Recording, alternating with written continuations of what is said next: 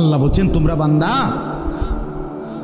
মাটিটাকে কামড়াইয়া আঁকড়াইয়া ধরে রাখছো না, জমিনটাকে পৃথিবীটাকে আঁকড়াইয়া ধরে রাখছো না, কোনোভাবেই মরতে চাচ্ছ না।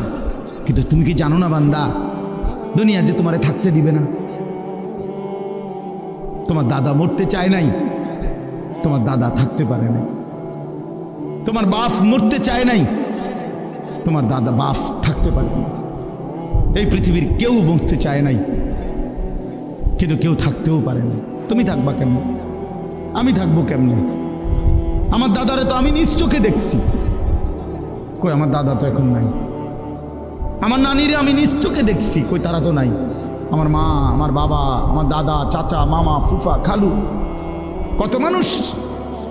মা আছেন এখনো, বাবা নাই। আমার সেই সুন্দর চেহারার বাপ,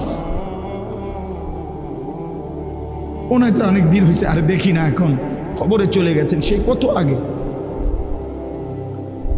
দুনিয়া আমারে থাকতে দিবে কেমনে? নওজোয়ান ভাই, তোমারও তো থাকতে দিবে না।